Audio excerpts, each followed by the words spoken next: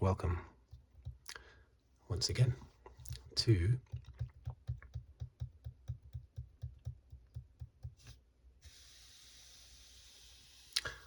another video. This one continuing my look at the 2022 Formula One season. A very casual look back at the Austrian Grand Prix at the Osterreichring.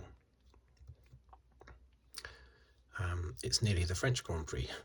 I'm a little bit late doing this video, so apologies for that. Couldn't be helped. Now,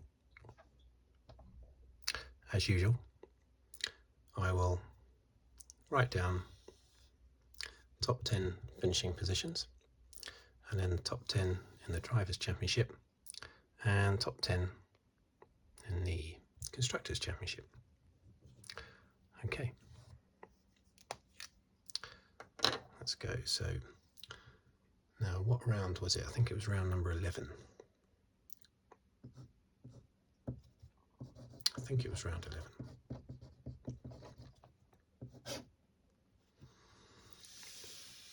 Well, let's just see. Verstappen's won 6 races now. Leclerc has won 3. Perez won. Sainz won. Yeah, so 11. Okay. Let's write these positions down.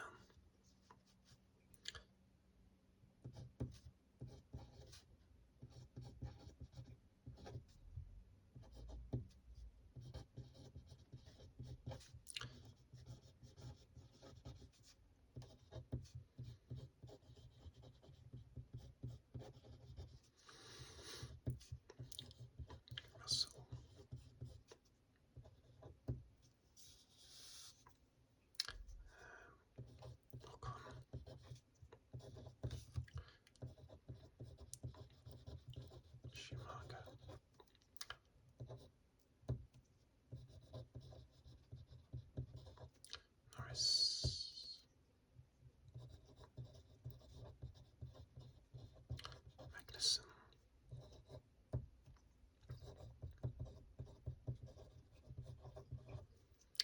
Ricardo, Alonso. Okay. Now for the championship positions.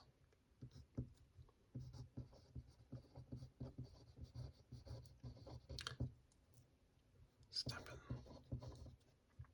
38, 70,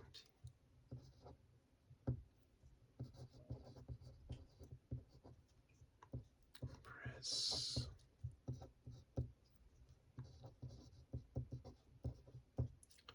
Sainz,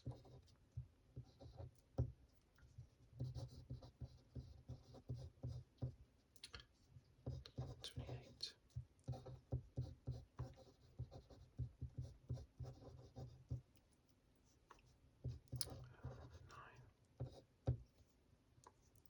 Norris, 64,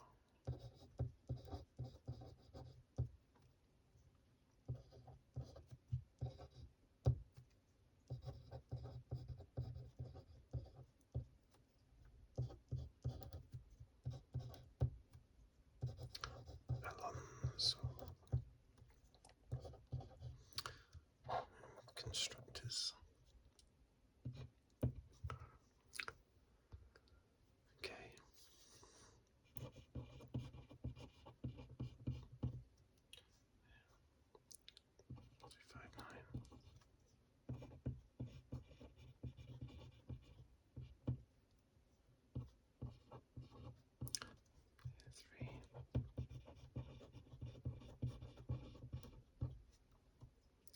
Two, three, 7.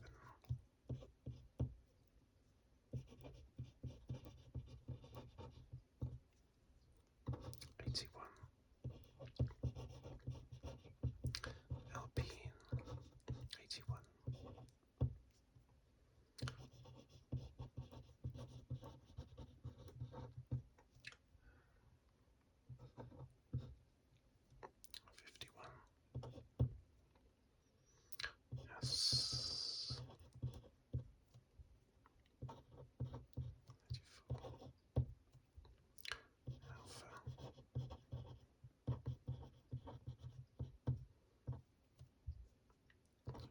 27. Aston Martin.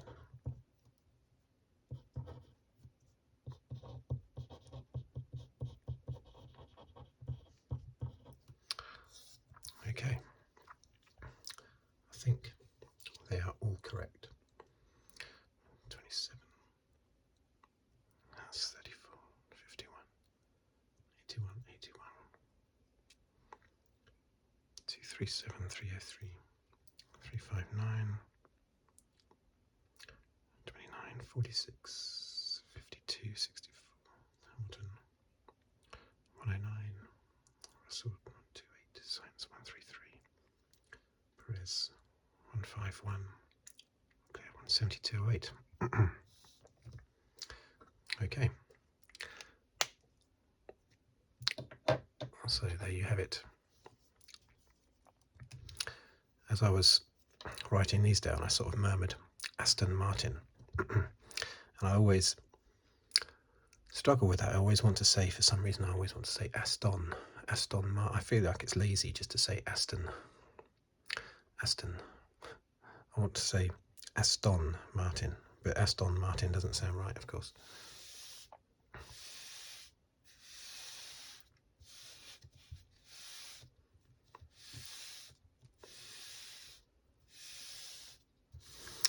Okay, so what can we say about that race? For starters, at the beginning of the race, everything was, you could hardly see the race, could you, because of all the orange smoke from the supporters. I'm surprised that, I suppose once it's started they can't stop it, can they? But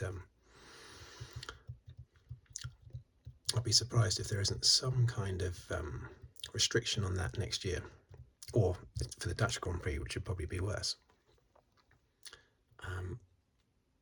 But that was horrific, all that orange smoke. Can't be safe for the drivers. Great atmosphere though, has to be said. Fantastic atmosphere. Even if some of the fans are a little bit aggressive, but that happens everywhere. I mean, yes, there was booing of Hamilton fans in Austria, but there was booing of Hamilton by Verstappen fans in Austria, but there was booing of Verstappen at Silverstone as well. There's always going to be a small proportion of the crowd that are not nasty necessarily, but they just get a little bit too carried away. But you're always going to get that. Anyway, yeah, it's great atmosphere. Now, you notice I haven't written down the sprint race, and that's because, as I've said in the past, I have an aversion to the sprint race. I would rather them just add on, say, 10 laps to the main race. I know people might say the drivers can't cope with that. They would get used to it. They would be able to cope with that. Just add 10 laps on to the main race rather than have the sprint race, which, even though the drivers seem to put their all into it, they really do seem to fight, I still think it's a bit of a waste of time. They're just going around for 20 laps and then they're pretty much in the same order that they were beforehand. Apart from when you get one unlucky person, I think like Alonso, didn't he, car problems, he had to start the sprint race from the pit lane, didn't he? Something like that. So he ended up qualifying right at the back of the grid for that, which is not right.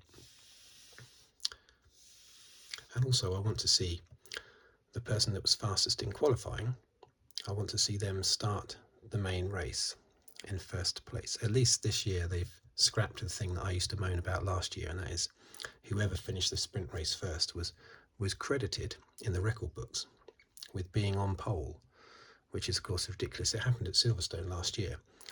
Hamilton got pole for the sprint race, but Verstappen won the sprint race.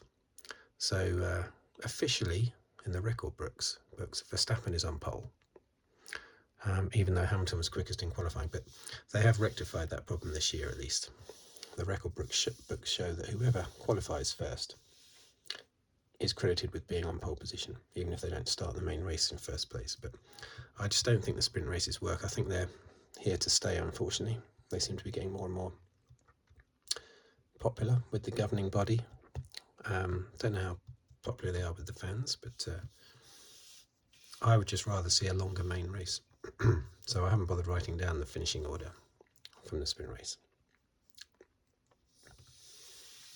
because that just annoys me. So Leclerc trailed along. I will mention the sprint race very briefly, and that is that Leclerc trailed along behind Verstappen in that sprint race. But then after the sprint race, seemed to be fairly confident that he would be able to win the main race. Where that confidence came from after the weekend up to that point, where Verstappen had dominated, I don't know. But maybe just he was very optimistic. Now, in hindsight, it makes it look like he was able to foresee that Verstappen's tyres were going to be bad and Red Bull's tyres were going to be bad. But I think it was probably just blind confidence. And of course, also in the sprint race, Hamilton and Schumacher had a ding-dong battle, didn't they? Well done, Schumacher, I say. I mean, I wanted Hamilton to get past, but well done, Schumacher, for getting his arms out, his elbows out. And which he's doing a lot more these days. He's getting a lot more feisty. He's driving a lot better, just like Zhou Guanyu. Schumacher and Zhou are both... Guanyu. Schumacher and Guanyu are both driving a lot better and starting to get the better of their teammates in the last few races. But this was a fantastic race for Leclerc. Only after about 7 or 8 laps, he was right on Verstappen, hassling him,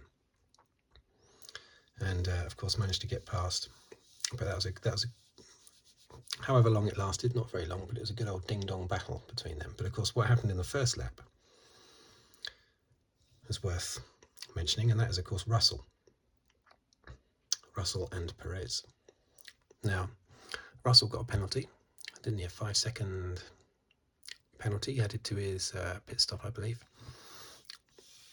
I think that's unjust, because did it happen on turn 4, his accident with Perez? Now, normally if it's at the start of the race, they say it's a racing incident. Do they just mean literally the first corner, or the run down to the first corner? This was halfway around the first lap. Tyres are cold. Tanks are full of gas.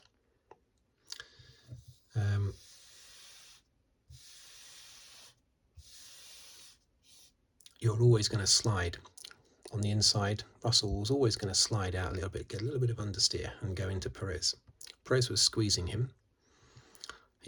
Perez did give Russell enough room literally for his car, but what Perez didn't bargain on was the fact that it's the start of the race, tyres are cold, heavy fuel tank. Russell is bound to understeer a little bit in that corner, and he only had to understeer a little bit to hit Perez. So yes, Perez gave him room, but literally only for his car. He didn't give him any understeer room, basically. So it wasn't Russell's fault, and it wasn't Perez's fault, apart from not foreseeing the collision, which Perez should have done really that early in the first lap. So I don't think any penalty should have been given there. That should have been classed as a racing incident, because it was very close to the start of the race. So that was very unfortunate for Russell. Definitely not Russell's fault. There you go. And of course we had Hamilton versus Schumacher again. I think Schumacher got past Hamilton at the start, didn't he? And then Hamilton had to fight and scrap to try and get past Schumacher, just like he did in the sprint race. There he was fighting Schumacher again. Took him, I don't know, how long did it take him to get past? 6 or 7 laps. Eventually he got past, and then very quickly got past Magnussen, because Magnussen didn't have DRS, didn't have anyone in front of him to help with the DRS, whereas Magnussen had been helping Schumacher with the DRS. So Hamilton managed to get past those quite quick in the end, having initially dropped down to, I don't know, 9th or 10th or something like that. But Schumacher, he's driving really, really well at the moment. And of course he does finish the race in 6th place, defeating his teammate Magnussen. I think he finished in the points for the first time in Silverstone, didn't he? Didn't he get 9th or 10th? Something like that. And then here, 6th place, fantastic. 2 good races on the trot for Haas, which is why they've risen now to 7th. I mean, initially after round 1, I think they were 4th or something in the championship, but obviously then that was a bit of a one-off in Bahrain. But they've recovered. They've passed AlphaTauri, pulled clear of Aston Martin, and got past AlphaTauri now, who are having a terrible championship.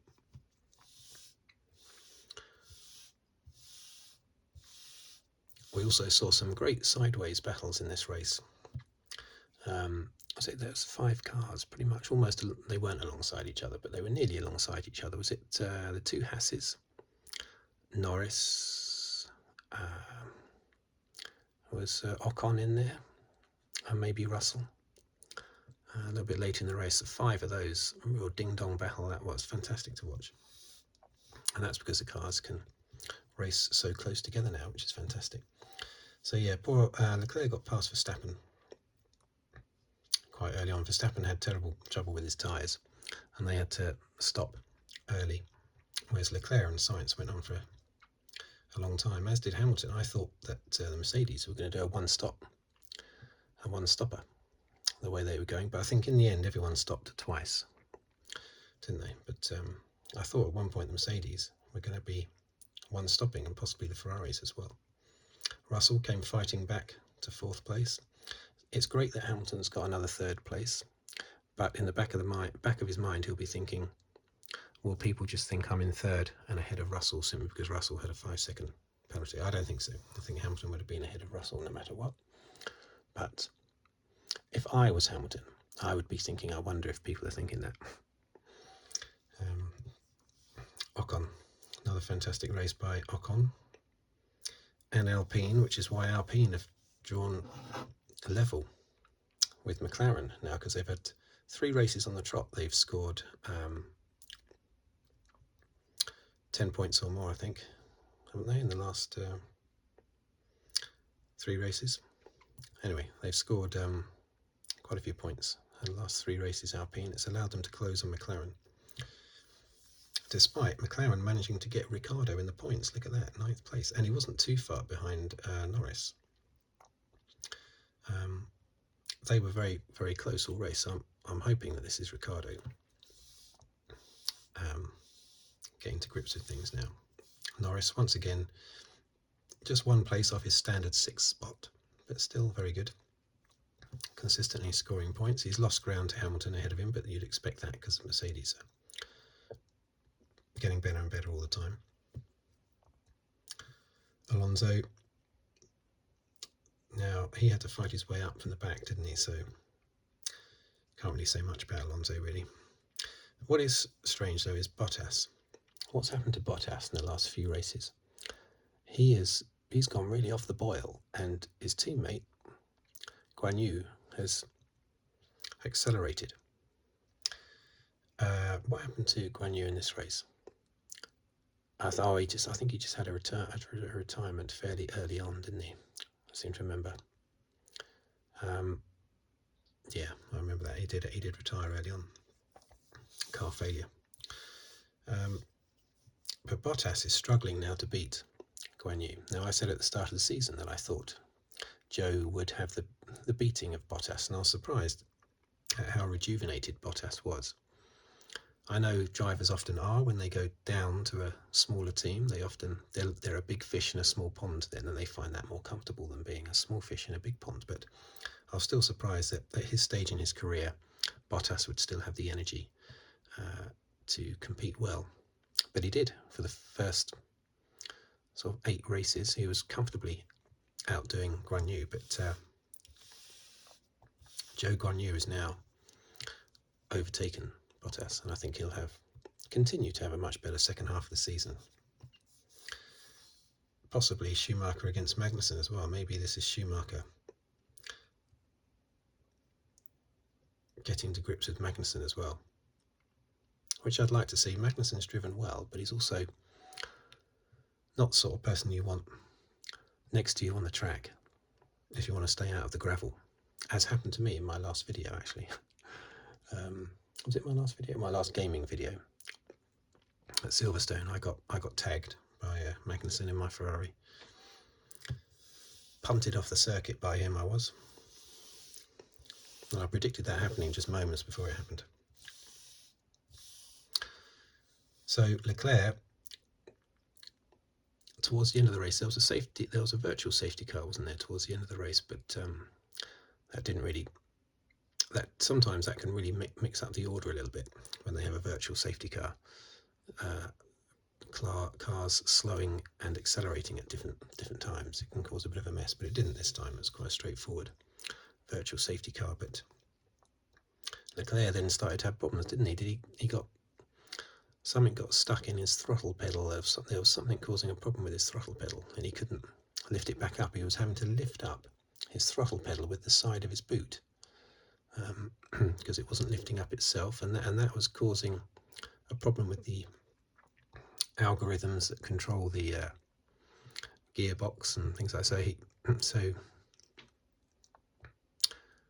I don't think was he having problems changing gear, or it was just not notifying him correctly when to change gear or something like that. Anyway, he had a bit of a nightmare in the last few laps, but still managed to hold off Verstappen, which shows how good the Ferrari was. This was an example, this race, of what should have happened in some other races. Leclerc should be leading the championship, although you could argue that Verstappen, of course, has obviously had bad luck at the beginning of the season with 2 retirements. So maybe it sort of equals out the bad luck they've been having. But Leclerc had to drive by the seat of his pants. It reminded me a little bit of Mansell in his Ferrari days, when he would thrash the Ferrari to get ahead of the McLarens. And that's what Leclerc did. If I was a big Leclerc fan or a big Ferrari fan, this race would have really excited me to watch.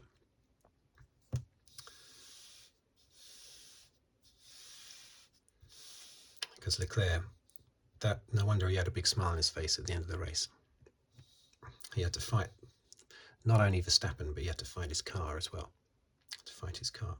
Poor old Sainz, of course, he had another blow up. And when his car blew up, it sort of bits flew all over the place, didn't they? There was a real bang when his car went. It's a real problem for Ferrari, that is. It was for Red Bull earlier in the season. Perez, though, he had a car failure as well, didn't he, in this race? So both Ferrari and Red Bull have been having big reliability problems, which Mercedes have not had. So that's even more galling for Mercedes, because if they had been able to sort out their issues with their car, just imagine where they would be now in the championship.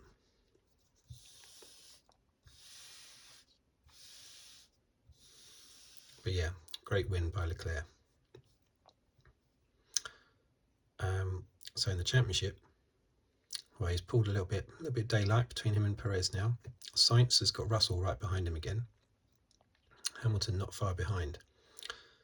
Now, who is best placed to, well, Leclerc is best placed to challenge Verstappen, but is there anybody else? I don't think Perez can really. Sainz has lost ground now. That blow up, that's a real problem for him, that is. That's a real problem, because after the British Grand Prix he was close enough to Leclerc that there was not going to be any team orders. After this race now, Ferrari are going to starting to cross their mind now, it will be about team orders and supporting Leclerc, all because Sainz's car blew up. So Sainz needs a quick turnaround in France. If Leclerc beats him in France, well, it could be all over for him.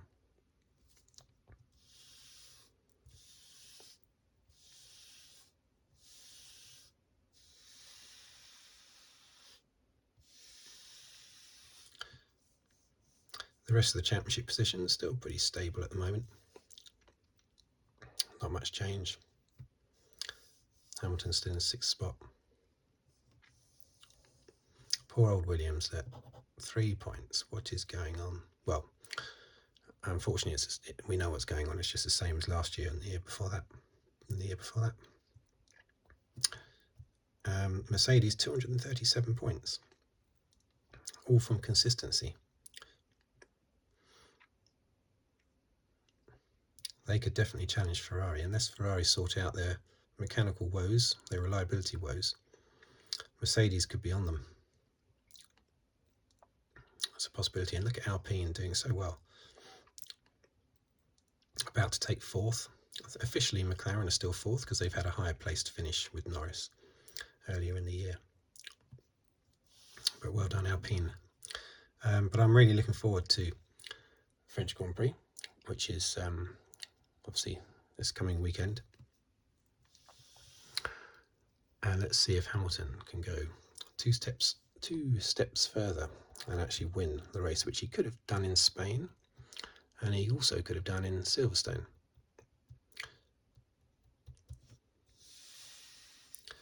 But the championship has gone for Hamilton. I mean, 99 points behind Verstappen. So no hope with the championship. But it's only Leclerc now, really, because Perez, no. Verstappen's got Perez under control. Sainz is too far behind. It's only Leclerc. Championship is between those two. There's no way anybody else can get anywhere near, in my view. And out of those two, I'd like to see Leclerc win, just because I'm a bit bitter and twisted about last year's championship. So even though I'm no Leclerc or Ferrari fan, I want Leclerc to beat Verstappen. Really, I want Leclerc to beat Christian Horner. That's who I want to lose. Christian Horner.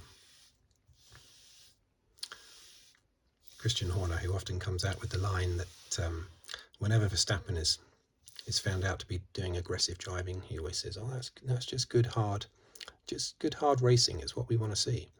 When somebody else does it to Verstappen, then he starts kicking off about a crime against his driver and everything, you know. So I'm not a fan of Christian Horner. Christian Horner. And the stuff he comes out with, basically. I know he has to come out with that sort of stuff. But he does it more so than any other team principal. Okay, so next stop, France. Thank you for watching. Thank you for listening. If you'd like to subscribe, please do so. And I will see you on the next video. Thank you very much. Goodbye.